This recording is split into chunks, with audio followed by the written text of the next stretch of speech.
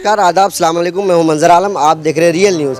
जैसा कि अररिया जिला के पलासी प्रखंड अंतर्गत में भंगी साहब मांझी ने मुझे फ़ोन का माध्यम से सूचना प्राप्त किया था और इनका घर में आया हूं। इनका घर का स्थिति देख सकते हैं आप, और काफ़ी दैनिक स्थिति है और काफ़ी ख़राब स्थिति है।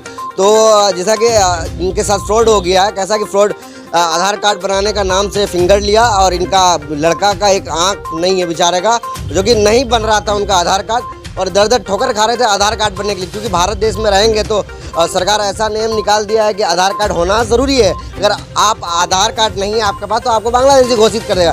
क्योंकि आधार कार्ड बनाने के लिए इन्होंने दर दर ठोकर खाया और आधार कार्ड बनाने दिया और अंगूठा का छाप लिया, तो इनका 2,36,000 रुपये निकाल लिया गया 2 खाता के अंदर। और भंगी लाल शाह है मेरे साथ, उनसे बात करेंगे और इनका घर का भी स्थिति दिखाएंगे। बने रहिए मेरे साथ, आइए हम, और इनसे परेशानी है और क्या हुआ था नहीं हुआ था सारे इन्हीं से मिलकर अवगत करेंगे। बने रहिए मेरे साथ। सर आपका नाम क्या हुआ, नाम बताएं। भंगी लाल शाह। अच्छा, आपके साथ क्या हुआ था बताएं, थोड़ा विस्तार से बताएं। आप नाम हमको पता नहीं था, जो हमारा हम सोचे जो खाता में हमारा पैसा है तो कौन निकालेगा।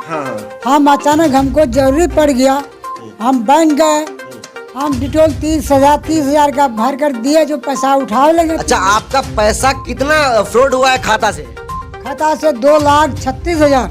2,36,000 सिर्फ आपका ही अकाउंट से कि दूसरे का भी अकाउंट से? दोनों खाता से, हमरा और हमारा लड़का का खाता से। अच्छा, क्या कहा गया था आपको? हमको कहा तो ठीक है, आप लड़का नहीं है घर में तो आप फिंगर दे दीजिए, आपका आधार कार्ड बन जाएगा। अच्छा, यानी कि दर दर आपने ठोकर खाया और उसके बाद यानी कि जैसे फिंगर दिया तो आपका पैसा निकला। आपको कैसे पता चला? हमको पता चला, हम बैंक गए पैसा उठाने के लिए। तो बैंक में वहाँ हम पैसा भर कर दिए, 30,000 उठाने के लिए गए थे। हमको मैनेजर कहा जो आपके खाता में मात्र 10 का है। हम कहा जो मेरा खाता में इतना पैसा है, तो आप पैसा गया कहाँ? तो ठीक है, स्टेटमेंट से निकाल दिखाइए। स्टेटमेंट निकाला, वहाँ मैनेजर साहब बोला जो आपके पैसा खाता से मतलब आधार से निकल गया, आप किसी को अंगूठा दिए थे? तो हम कहा जो हम अंगूठा दिए थे गोपाल मांझी, प्रमोद मंडल, और तब आपका पैसा वो निकासी कर लिया है। और उसके बाद में मैनेजर बोला जो ये स्टेटमेंट और एप्लीकेशन लिख करके थाना में आप दे दीजिए। थाना में एप्लीकेशन लिख करके दे दिए। उसके सवेरे देने के बाद सवेरे गोपाल मांझी वीरेंद्र चौकीदार हमारे घर पर आया, जो आप केस मुकदमा मत कीजिए, आपका पैसा क्लियर कर देंगे। वो भी क्लियर नहीं किया। उसके बाद में पलासी में गोपाल मांझी को पकड़ करके डायरेक्ट बड़ाबू के पास ले गए। बड़ाबू उसको बैठा दिया। बैठाने के बाद उसको पूछा जो आप पिताजी को खबर कीजिए। इसके बाद खबर किया, वीरेंद्र मांझी आया। उसका पिताजी आया जो फ्रॉड किया था आपका, उसका पिताजी आया? हाँ, उसका पिताजी आया। तो पिताजी को बड़ाबू कहा जो ऐसे बात से नहीं मानेंगे, आप एप्लीकेशन लिख करके दीजिए जो आप कितना कब डेट देते हैं इसका पैसा। तो बड़ाबू लिखित लिया जो फलना डेट में इसका पैसा हम थाना के थ्रू से क्लियर कर दे। हाँ, जो पैसा आपको फलना डेट में दे देगा। पैसा दिया? नहीं दिया। पैसा नहीं देने के कारण से फिर हम पलासी जाते आते थे। एक रोज फिर पलासी में हम पकड़ लिए गोपाल मांझी को। पकड़ लिए, उसके बाद करके हम डायरेक्ट उसको घर लाए। घर लाए तो उसको बांध कर रखे। सरपंच साहब को खबर किए, सरपंच साहब आया। सरपंच कौन है, नाम बताएं। सरपंच सदानंद मंडल। सरपंच साहब आया। सरपंच साहब वो डिसाइड किया, आप जब तक पैसा नहीं जमा, कितना पैसा देने के लिए डिसाइड किया था? नहीं जमा कीजिएगा तो आपको छोड़ेंगे नहीं। पैसा कितना देने का डिसाइड किया था? डिसाइड किया 2,36,000। 2,36,000 रुपये। कितना दिन का डेट दिया था? वो दिया था जो 15 तारीख को, 15 दिन का टाइम लिया था। अभी बोला जो अभी जमा करो तब तुमको फुर्सत मिलेगा। तो वो डेट कर दिया। तो अब इसी तरह से 25,000 रुपया जमा किया और 15 दिन का डेट लिया।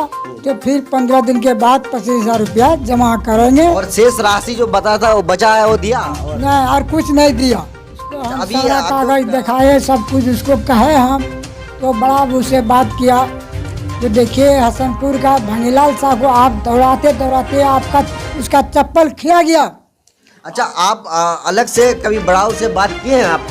क्या कहा गया था बड़ाऊ गौर से? बड़ाबू हम अकेले, हम किसी को कोई नेता को लेकर के नहीं जाते थे, हम अपने जाते थे। बड़ाबू का ठीक है, आपका काम कर देंगे कर देंगे। अच्छा। ऐसे बहाना करते करते कितना साल बीत गया, लेकिन नहीं करने अभी तक यानी कि 1 साल हो गया। 1 साल से अभी दर दर ठोकर खा रहे हैं, आपको कोई मदद नहीं मिला है? अभी तक कोई मदद नहीं दिया। बड़ाबू कहते क्या आजकल मदद चाहते हैं आप? क्या प्रशासन से क्या कहना चाहेंगे? हमको कहना चाहते हैं जो हमारा पैसा जो होता है हमको पैसा दिला दीजिए। पैसा दिला दीजिए, यही चाहिए। यही चाहिए हमको। अच्छा, जैसा कि ये इनका देख सकते हैं आप लाइव तस्वीरों में, ये FIR कॉपी है और ये तरह तरह का कागज, ये पंचनामा है और ये भी पंचनामा है। और जैसा कि बैंक का स्टेटमेंट निकला हुआ है इनका पास और सारा डॉक्यूमेंट इसमें पुख्ता सबूत है। और जैसा कि आए दिन इस प्रकार का घटनाएं होता है, कहीं ना कहीं दुखजनक घटना होता है और हमेशा कोई बड़े आदमी फ्रॉड का शिकार नहीं होता है, छोटा मोटा आदमी शिकार होता है। और कहीं ना कहीं बहुत ये आश्चर्य वाली गप लगता है। और मुझे ऐसा लगता है कि जो भी 420 वाला काम करते हैं तो ऐसा बिल्कुल ना करें।